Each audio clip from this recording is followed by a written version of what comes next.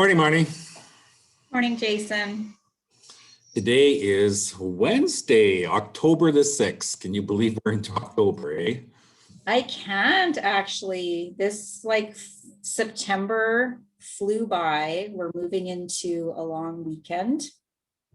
And yeah, it's been busy. I feel tired. It's kind of nice though. I get to wear my t-shirt. Oh, I can't quite see it. Oh, I forgot my t-shirt. It was a frantic morning of I get to wear shorts again in October. Life's good. Yeah, it's supposed to be really warm today. We could break another record, I think. Potentially a weather record, I heard. Maybe. I don't know. Maybe I should get sick and go home and sit on my deck. Anyway, Kind of smoky.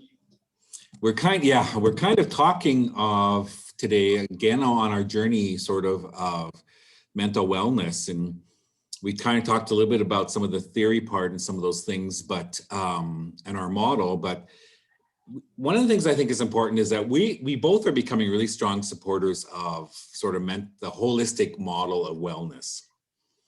And I think, I really, really, really like that because it's so difficult for us not to see children holistically, right?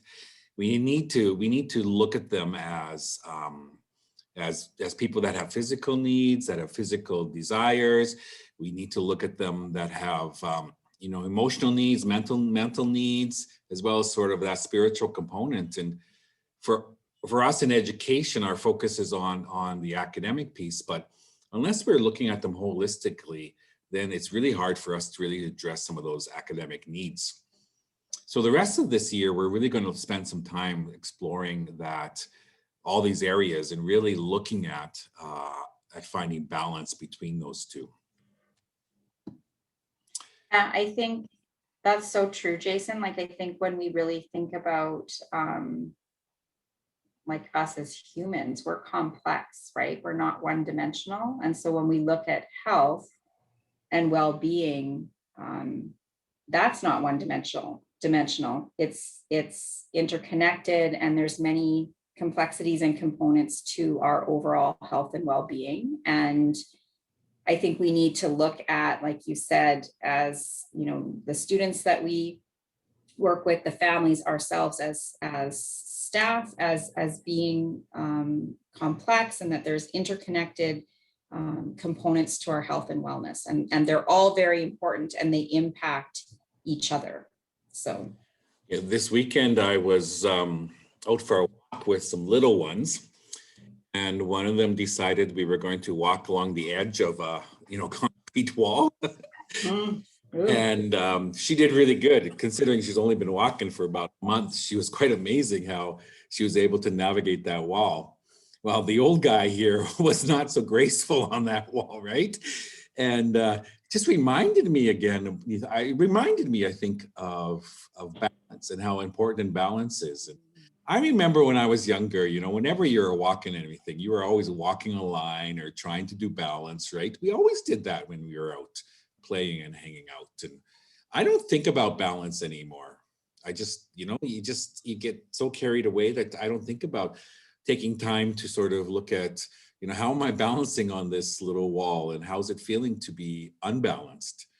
So I think it's really, really good for us to take a moment and sort of think again about finding that physical balance in our lives, but also finding that emotional balance and that spiritual balance and that mental balance, because it's so important for us to feel we're also interconnected, right? We're so connected, and when none of those are a little out of whack, everything's out of whack. Well, and I think that's so true. If you think even just about stress, right? And how stress impacts us as individuals, which is, again, is going to look different for everybody. But stress has sort of a specific impact on all areas of that holistic well-being, whether that's how you emotionally respond to stress, physically, mentally, spiritually. So, we need to think of ourselves and create that balance in all of those areas. And I think really be aware of how we're impacted by those life situations, how we create balance, or if there is imbalance, then being able to look at that and say, what's going on here? What do I need? How can I respond to what's going on outside of us and inside of us? Yeah, and I think especially in schools now, we're starting to sort of see the pressure, right? Everyone's sort of got things in place now, and now they're sort of figuring out when the report cards are coming and meeting the parents again, lots of meet the parents nights. And so I think the pressure is building again. And we need to sort of balance that pressure, our work and our personal and our professional lives really needs to find that balance. Well, and I think there's just all these additional layers when you look at what's going on in our world right now, in our immediate community with COVID-19, and all of the different layers that adds to the work that we already do that can be stressful or overwhelming, also fulfilling, right? Like I think Yeah, that's a good point. so there's, I think that we need to really make sure that we have an awareness, that self-awareness of all of those components of ourselves, the mind, the body, the emotions, the spiritual, all of those pieces, and be able to, when you say balance, like assess, do I have balance in those areas? What's happening to me right now? What do I need in the moment, right? And just recognizing that health and well-being is complex, and it's not just the absence of illness. Like I think we even think about like physical health as like the absence of being sick, but it's more than that, right? It's like, how are we sleeping? How are we eating? Are we moving? Like that exercise, sleep, nutrition, drinking water, like all of those things. And then you look at like your emotional well-being, and you look at how you're experiencing situations, how you're interpreting them. I mean, the spiritual is like sort of that thing larger than ourselves. And I mean, there's so many complexities to well-being. And I think we need to really work at creating, like you said, that balance in all of those areas. So I think this week we're actually going to have a physical challenge, right? So I think as we're calls, we want to see teachers practicing their balance and staff, right? That'd be really kind of cool to